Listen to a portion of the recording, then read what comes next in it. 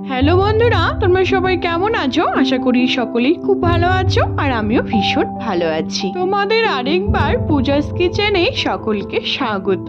আজকে আরেকটি নতুন রেসিপি নিয়ে চলে এসেছি বন্ধুরা। সেটি হলো একটি সন্দেশের রেসিপি তোমাদের সাথে শেয়ার করব। সামনেই কিন্তু হোলি, একদম হোলি স্পেশাল তোমাদের সাথে খেজুরের গুড়ের কালাকাঁদ সন্দেশের রেসিপি আজকে শেয়ার করছি। শীত চলে যাওয়ার আগে এরকম একটি সন্দেশের রেসিপি একবার ট্রাই করার তোমাদের সকলকে আমার অবশ্যই অনেক বেশি অনুরোধ রইল। তাহলে চলো শুরু করছি। ঘরে থাকার কিছু সামান্য উপকরণ দিয়েই কিন্তু এত সুন্দর একটি সন্দেশ আমরা বাড়িতেই তৈরি করে ফেলতে পারবো। বাড়িতে যদি কোনো রকম কোনো গেস্ট আসে বা পূজা পার্বণের দিনেও যদি তোমরা এরকম করে বানিয়ে ঠাকুরকে ভোগ দাও, তারপর যদি লোকদেরকে সার্ভ করো, গেস্টকে দাও, তারা কিন্তু বুঝতেই পারবে না যে এটি বাড়িতে তৈরি করা। তারা কিন্তু সকলেই ভাববে যে এটি দোকান থেকে কিনে আনা হয়েছে। রেসিপির সমস্ত উপকরণগুলি আমি আমার ডেসক্রিপশন বক্সে দিয়ে দেবো, তোমরা সবাই দেখে নেবে। তাহলে চলো শুরু করছি, একটার পর একটা স্টেপ দেখতে থাকো। সবার প্রথমে আমি বেশ কিছুটা ছানা কাটিয়ে নিয়েছি বন্ধুরা। তোমরা দেখতে পাচ্ছ আমি এখানে 2 লিটার দুধকে ভালো মতো ফুটিয়ে ভিনিগার দিয়ে কিন্তু ছানাটিকে কাটিয়ে নিয়েছি। তারপর একটি সুতির নরম কাপড়ে ঝুলিয়ে আমি কিন্তু জলটিকে পুরোপুরি বের করে নিয়েছি। তারপর একটি প্লেটের মধ্যে সেটিকে নিয়ে নিয়েছি। দেখো কতটা নরম আমাদের ছানাটি তৈরি হয়েছে। একদম কিন্তু জলটিকে নিগড়ে বের করবে না, নাহলে কিন্তু শক্ত হয়ে যাবে, খেতে কিন্তু সন্দেশগুলো ভালো হবে না। হালকা একটু নরম থাকবে সেরকম ভাবে এটিকে বের করে নেবে। তারপর আমি দুভাগে এটিকে ভাগ করে নিয়েছি। এবার একটা ভাগ আমি একটুখানি হালকা একটুখানি মেখে নেব, আর একটা ভাগ ওরকমই রেখে দেবো।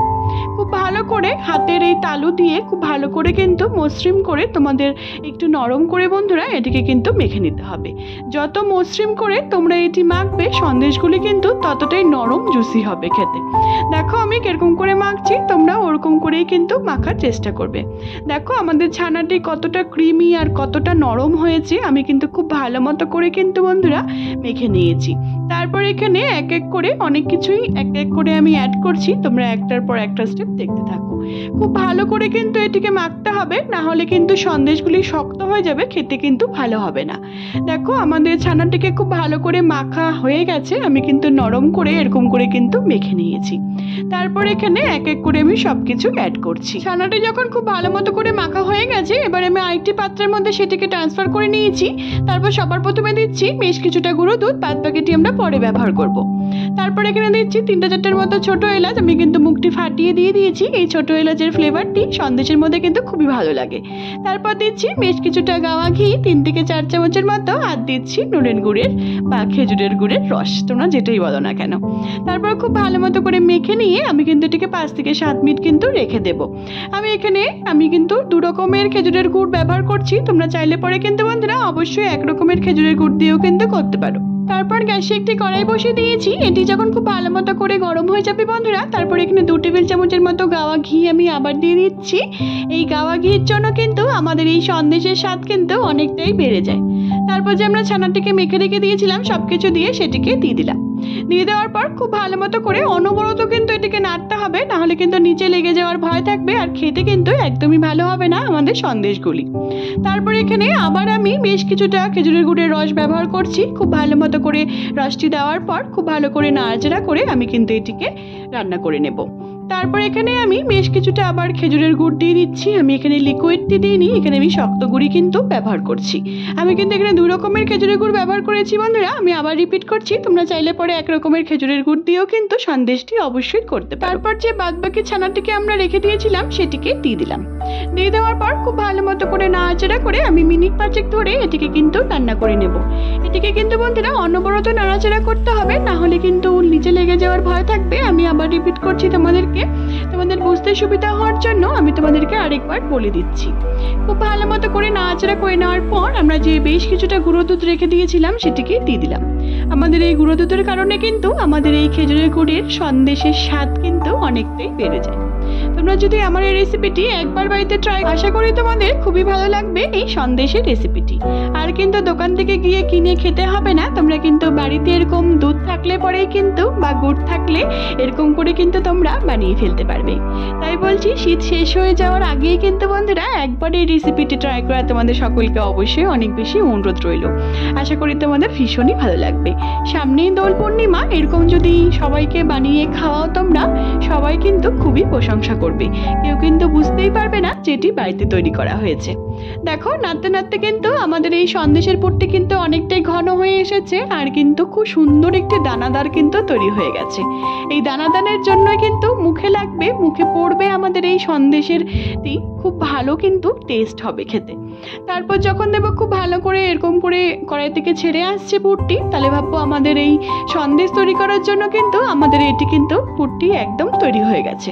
তারপর আমরা এটিকে নামিয়ে নিব। নামিয়ে নিয়ে বেশ কিছুক্ষণ ধরে কিন্তু আমি এটিকে ঠান্ডা করে নেব। তোমরা দেখতেই পাচ্ছ আমি একটি প্লেটের মধ্যে ট্রান্সফার করে নিয়েছি। তারপর যখন দেখবো এরকম করে খুব সুন্দর একটি দলা পাকিয়ে যাচ্ছে, তার মানে ভাববো আমাদের সন্দেশ তৈরি করার জন্য কিন্তু আমাদের পুরটি একদম তৈরি হয়ে গেছে। তারপর এখানে আমি একটি পাত্রের মধ্যে আমি আবার এটিকে খুব সুন্দর করে ঠান্ডা করে আমি উপর দিয়ে এরকম চাকু দিয়ে খুব ভালো করে কিন্তু সেট করে নিচ্ছি, যাতে আমাদের সন্দেশগুলি কাটতে সুবিধে হয়। তারপর খুব ভালো করে এটিকে সেট করে নেওয়ার পর আমি কিন্তু এটিকে 5 থেকে 7 মিনিট আবার রেখে দিয়েছিলাম। তারপর চাকু দিয়ে আমি খুব ভালো করে কিন্তু এটিকে কেটে নিচ্ছি। আমি কিন্তু সাইডের অংশটি এরকম করে বাদ দিয়ে দিচ্ছি, যাতে সমানভাবে আমাদের সন্দেশটি খুব সুন্দর হয় দেখতে। তাহলে বন্ধুরা তোমরা বুঝতেই পারলে যে কত সহজে সামান্য একটু দুধ আর গুড় থাকলে কিন্তু এরকম খুব সহজভাবেই তোমরা খেজুরের গুড়ের সন্দেশ কিন্তু বাড়িতেই বানিয়ে ফেলতে পারবে। তাহলে অবশ্যই বাড়িতে একবার ট্রাই করে আমাকে জানিও বন্ধুরা। এই শীত শেষ হয়ে যাওয়ার আগেই কিন্তু তোমরা সকলেই একবার ট্রাই করে আমাকে জানিও যে তোমাদের রেসিপিটি কেমন লেগেছে। আশা করি তোমাদের সকলেরই ভীষণই ভালো লাগবে। তোমরা অবশ্যই বাড়িতে একবার ট্রাই করে আমাকে কমেন্টের মাধ্যমে জানিও বন্ধুরা তোমাদের এই খেজুরের গুড়ের কালাকাঁদ সন্দেশের রেসিপিটি কেমন লেগেছে। দেখো খুব সুন্দর করে কিন্তু আমি সাইডগুলোকে বাদ দিয়ে দিয়েছি। তারপর যে সন্দেশের যে শেপ হয়, যে চারকোনা টাইপের যে শেপ হয়, সেটিকে সেরকম করে কিন্তু আমি কেটে নিচ্ছি। তোমরা দেখতেই পাচ্ছ কতটা সুন্দরভাবে আমাদের এই কালাকাঁদ খেজুরের গুড়ের কালাকাঁদ কিন্তু তৈরি হয়ে গেছে। তোমরা অবশ্যই বাড়িতে একবার ট্রাই করে আমাকে জানিও বন্ধুরা তোমাদের রেসিপিটি কেমন লেগেছে। আশা করি তোমাদের সকলেরই ভীষণই ভালো লাগে। তোমরা যদি আমার চ্যানেলে নতুন বন্ধু হয়ে থাকো বন্ধুরা, তাহলে অবশ্যই আমার চ্যানেলটিকে সাবস্ক্রাইব করতে কিন্তু একদমই ভুলো না, যাতে আমি যখনই কোনো নতুন রেসিপি আপলোড করব তোমরা সেই রেসিপিগুলি সবার প্রথমেই পেয়ে যাবে। আর যে সকল বন্ধুরা অলরেডি আমার চ্যানেলটিকে সাবস্ক্রাইব করে ফেলেছে তাদের কিন্তু অসংখ্য ধন্যবাদ। দেখো বন্ধুরা আমাদের কালাকাঁদ সন্দেশ কিন্তু একদম তৈরি হয়ে গেছে নিমিষের মধ্যেই। আমি প্লেটে সার্ভ করে নিয়েছি। জাস্ট একটু দেখতে সুন্দর লাগার জন্য আমি কিন্তু উপর দিয়ে একটু কিশমিশ ব্যবহার করছি। তোমরা চাইলে পরে কিন্তু এটিকে স্কিপও করতে পারো। দেখো কত নিমিষের মধ্যেই আমাদের এই খেজুরের গুড়ের কালাকাঁদ সন্দেশ কিন্তু আমরা বাড়িতেই তৈরি করে ফেললাম। দোকানে গিয়ে কিন্তু আমার মনে হয় তোমরা যদি আমার এই রেসিপিটি একবার বাড়িতে ট্রাই করো, তোমরা কিন্তু দোকানের সন্দেশ খাওয়া কিন্তু ভুলেই যাবে। তোমরা অবশ্যই বাড়িতে একবার ট্রাই করে আমাকে কমেন্টের মাধ্যমে জানিও বন্ধুরা তোমাদের এই নতুনভাবে নতুন পদ্ধতিতে কালাকাঁদ সন্দেশের রেসিপিটি, খেজুরের গুড়ের কালাকাঁদ সন্দেশের রেসিপিটি কেমন লেগেছে। আশা করি তোমাদের সকলেরই ভীষণই ভালো লাগবে। দেখো বন্ধুরা তোমাদের একটি আমি কেটে দেখাচ্ছি যে ভেতর থেকে কতটা সুন্দর হয়েছে আর কতটা দানাদার হয়েছে। মুখে দিলেই কিন্তু আমাদের এই খেজুরের গুড়ের সন্দেশ কিন্তু নিমিষের মধ্যেই কিন্তু একদম মিলিয়ে যাবে। কারোর কিন্তু একটা খেয়ে কিন্তু এটি কিন্তু মন ভরবে না, সবাই কিন্তু অনেকগুলি খেতে চাইবে। দেখো কতটা সুন্দর লাগছে দেখতে। তোমরা অবশ্যই বাড়িতে একবার ট্রাই করে আমাকে জানিও বন্ধুরা রেসিপিটি কেমন লেগেছে। আমার ফেসবুকেও একটি রান্নার পেজ আছে বন্ধুরা সুইট কিচেন দিয়ে, সেটি লিঙ্ক আমি সবশেষে তোমাদের সাথে শেয়ার করে দেবো। সেটিকে ফলো করার আর অনেক অনেক অনেক বেশি শেয়ার করার কিন্তু তোমাদের সকলকে অবশ্যই অনেক বেশি অনুরোধ রইল। সবাই ভালো থেকো বন্ধুরা, সুস্থ থেকো। আবার নেক্সট ভিডিওতে দেখা হচ্ছে নতুন একটি রেসিপি নিয়ে। টাটা।